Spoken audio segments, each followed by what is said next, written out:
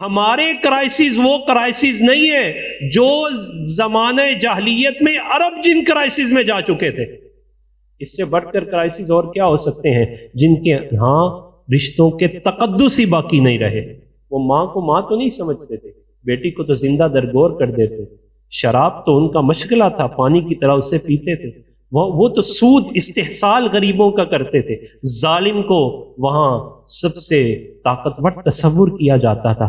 تو نبی علیہ السلام نے اپنے کردار کے ذریعے ان ساری چیزوں کا مقابلہ کیا، اور اس حد تک مقابلہ کیا کہ وہ جو جھوٹوں کے سب سے بڑے رہنما تھے وہ بھی زبان سے انہیں پکارتے تو کہتے صادق آ گیا۔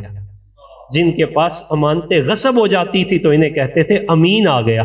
مکے میں اگر کوئی قابل اعتبار ہے تو وہ محمد عربی ہے، اگرچہ ہم اس سے کرتے دشمنی ہے، لیکن وہ ہمیں دشمن سمجھنے کے باوجود بھی ہماری امانتوں کا امین ہے۔ سیرہ اسٹڈی اس وجہ سے بہت ضروری ہے کہ ان لوگوں نے تو اس زمانے میں نبی علیہ السلام کا کردار دیکھا تو وہ بدل گئے۔ اب ہمارے پاس وہ ظاہری صورت رسالت مآب صلی اللہ علیہ وسلم تو موجود نہیں، لیکن اللہ کا شکر ادا کیجئے، رب تعالیٰ نے جس طرح قرآن محفوظ فرمایا، رسول اللہ کی سیرت کو بھی محفوظ فرما دیا ہے۔ صحابہ کی عظمت کو اس وجہ سے بھی لاکھوں کروڑوں اور اربوں سلام۔ آج یہ جو صحابہ کی عظمت کے بارے میں رکھنے ڈالے جاتے ہیں، ذہنوں کو کنفیوژن کا شکار کیا جاتا ہے، یہ بھی اپنوں کی سازش نہیں، یہ بھی اورینٹلزم کا حملہ ہے۔ کفر یہ چاہتا ہے کہ اسلام کے سامنے، قرآن کے سامنے، سیرہ کے سامنے، حدیث کے سامنے مضبوط ترین دیوار تو صحابہ کی ہے۔ جب تم ان کے درمیان دراڑ پیدا کر دو گے، لوگوں کے ذہن ان کے بارے میں تشکیک کا شکار کر دو گے، تو پھر سارے کا سارا ورثہ اسلامی تشکیک کا شکار ہو جائے گا۔ لہٰذا صحابہ سے بھی محبت کی جائے، ٹوٹ کے اس جملے کے ساتھ کی جائے، جب ان کا رب ان سے راضی ہے تو میں اور آپ ناراض ہونے والے کون ہیں؟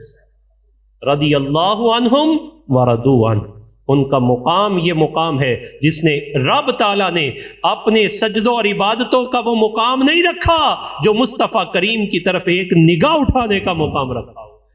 ساری دنیا مل جائے، سارے قطب، ابدال، غوث، اغیاث، بعد والے سارے بھی مل جائیں، وہ اس نظر کے کمال کو نہیں پا سکتے جو ایمان کی حالت میں چہرہ مصطفیٰ پہ پڑی ہے۔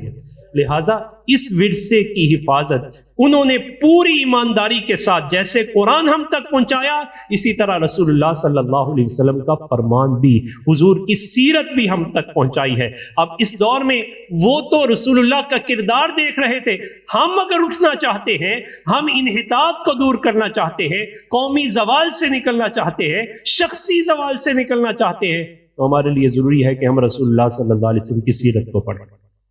حضور جھوٹ کے خلاف کھڑے ہوئے کہ نہ کھڑے ہوئے؟ جھوٹ کا زمانہ تھا کہ نہیں تھا؟ سود کا زمانہ تھا کہ نہیں تھا؟ زمانہ جاہلیت کی پیک تھی۔ آج بھی اگرچہ وہ ساری چیزیں ہمیں نظر آ رہی ہیں، ہم اٹھنا چاہتے ہیں تو ہم ان کی طرف کیوں دیکھیں؟ ٹھوکر لگی ہے تو گنبد خضرا کی طرف دیکھو نا۔